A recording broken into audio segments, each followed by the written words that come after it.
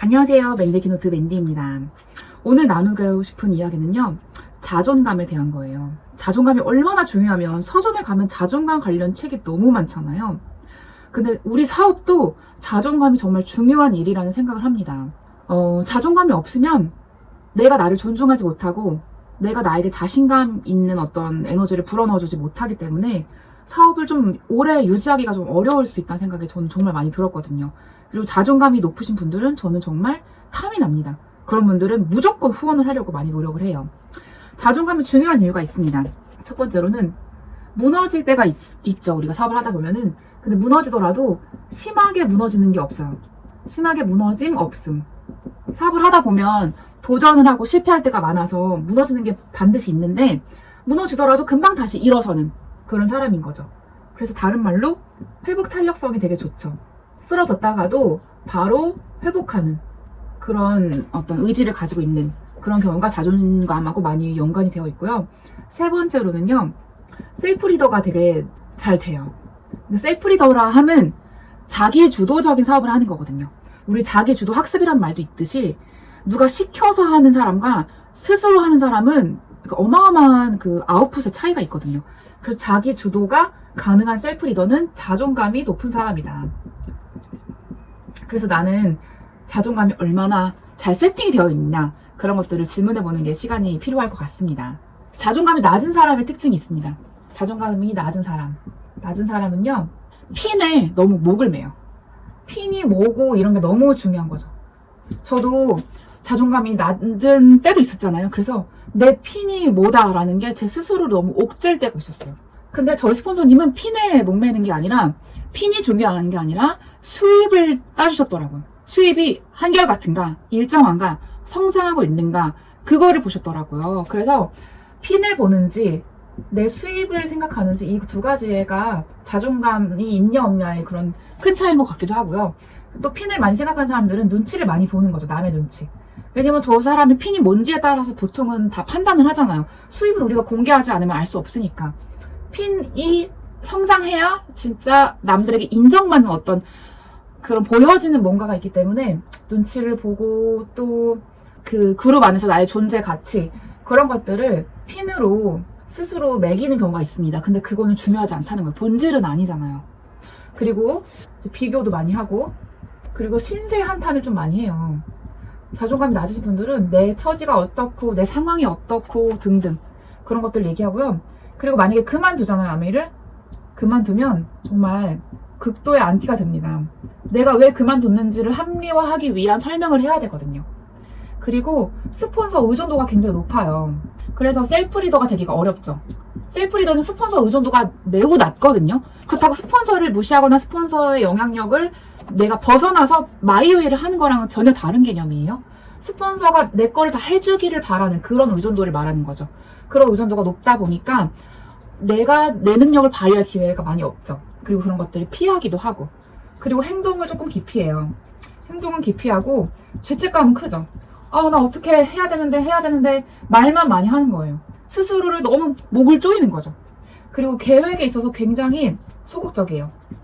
계획을 안 세우거나 세운다 하더라도 멀리 저 멀리 어디론가 없어져 버렸어. 어느 순간 내가 계획을 세운 것도 잊어버릴 만큼 이런 태도를 보이는 분들이 자존감이 많이 낮으신 분들이고요. 그러면 자존감이 높은 사람은 어떠하냐? 높은 사람은요. 핀 연연하지 않아요. 그리고 파운더스를 생각해요. 파운더스를 생각하기 때문에 내 사업을 안정화시키려고 많이 노력을 한다는 거죠. 안정화. 한번 찍고 내려오는 그런 핀, 어떤 뭐라 해야 되지? 인증서, 도장 깨기 하듯이 그런 핀 인정을 바라는 게 아니라 얼마나 내가 안정적인 네트워크가 만들어지고 있느냐 그거를 따지는 분들이 자존감이 높고 재도전을 잘해요.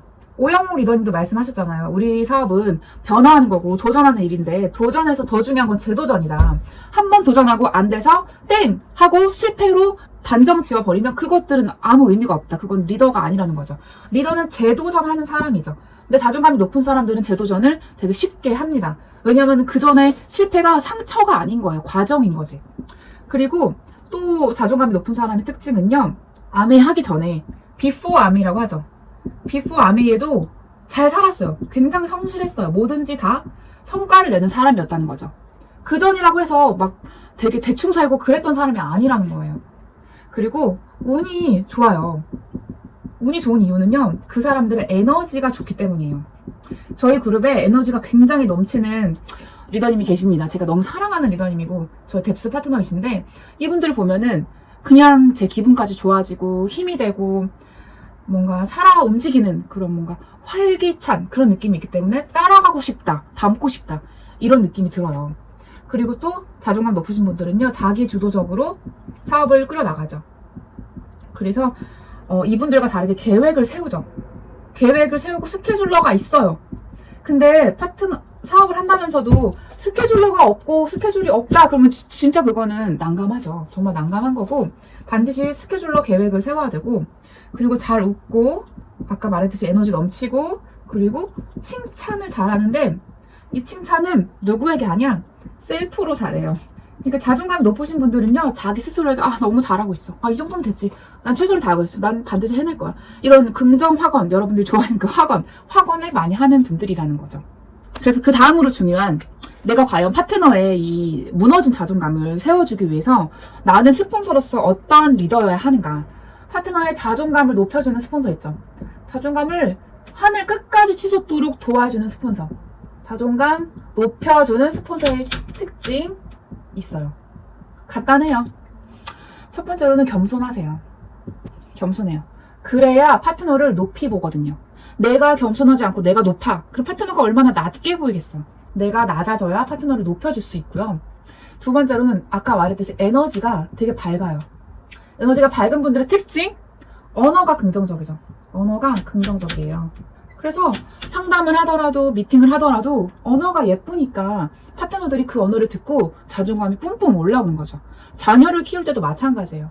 부모의 어떤 언어나 태도가 아이들의 자존감을 결정을 하잖아요.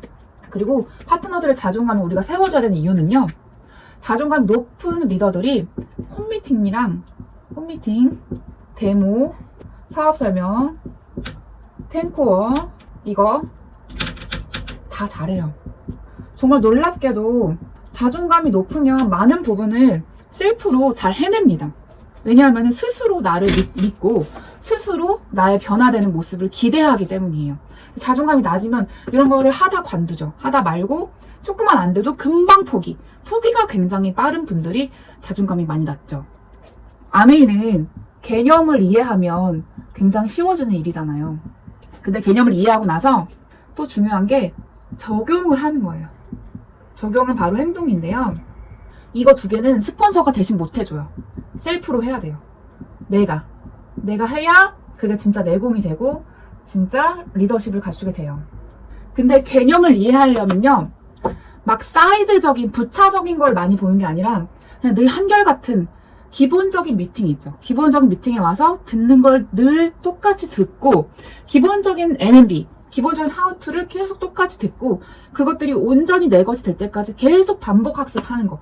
그래야 개념이 이해가 됩니다. 새로운 걸 자꾸 뭘 자꾸 인풋하려고 하지 말고, 했던 거라도 내가 아웃풋이 될 때까지, 내가 내 말로 말이 나올 때까지, 홈미팅에서 스피치 할 수 있을 때까지 계속 학습하는 거, 반복해서. 그게 바로 개념의 이해예요. 적용하는 거는 홈미팅을 하는 거예요. 내 주도로. 내가 리더가 되어서, 내가 호스트가 되어서 미팅을 하는 거가 적용이죠. 이 두 가지를 하면 없던 자존감도 사실 올라올 수 있어요. 이런 걸 하기 위해서는 처음에는 스폰서가 푸시해주는 그런 자존감의 힘이 필요해요. 파트너를 우쭈쭈 해주는 게 필요하다는 거죠. 그래야 이런 것들도 파트너가 처음에 힘들지만 해보다 보면 나중에 이제 자존감이 셀프로 단단하게 세워지는 그런 때가 온다는 거고요. 더 디테일하게 자존감 높이는 법을 제가 몇 가지 더 추가로 말씀을 드리겠습니다. 네, 자존감 높이는 법. 첫 번째로는요, 칭찬을 많이 듣는 거예요. 근데 이 칭찬이 그냥 껍데기 같은 칭찬이어서는 안 돼요. 절대 안 되고 거의 확신에 가까운, 무한 신뢰에 가까운 그런 칭찬이어야 합니다.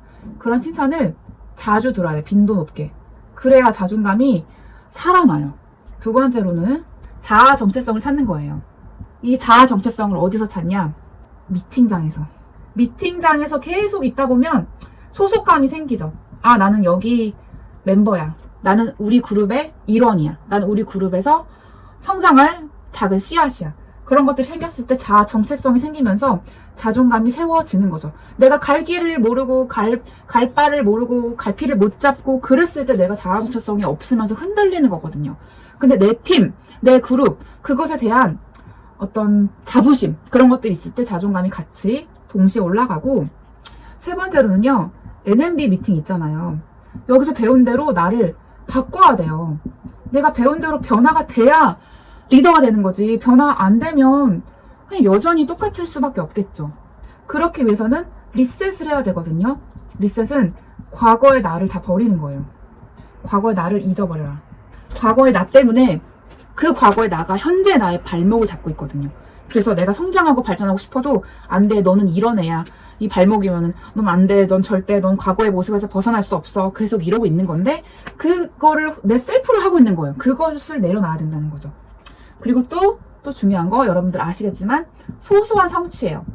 성취를 맛본다. 그랬을 때 자존감이 아주 점프업을 하게 되죠. 저도 예전에 공부를 못했어요. 되게 초등학생 때 저는 학원을 안 다녔기 때문에 정말 초등학생 때 학습지 하나 했었기 때문에 공부 진짜 관심도 없었고 못했는데 중학생이 돼서 성취를 우연히 어떤 계기로 맛보게 되었어요. 굉장히 정말 등수가 몇백 등이 점프했던 적이 있었는데 그때 이후로 자존감이 굉장히 많이 올라가더라고요. 물론 그게 큰 성취가 아니어도 소소한 성취가 계속 누적이 되면 자존감이 올라가게 되어 있다는 거고요. 그리고 또 중요한 거는 기준을 높여야 돼요. 이거 사실 너무 중요해요. 내 셀프로 내가 나를 보는 기준이 높아져야 거기에 나를 맞추려고 하잖아요. 어찌 보면 내 주변에 잘 나가는 분들, 훌륭한 리더님들, 성공한 분들, 그런 분들을 보면서 아, 저런 분들의 라이프 스타일은 이렇구나. 저런 분들의 외모는, 말투는, 성품은, 뭐 습관은 이렇구나. 그런 것들을 보면서 내 삶의 나의 기준을 높여 나가는 거죠. 거기에 나를 맞춰가는 거고. 그래서 이 과거에서 벗어나서 새로운 기준에 나를 맞추는 거, 그게 여러분들의 자존감을 높이는 아주 큰 도구가 될 거라고 생각을 합니다.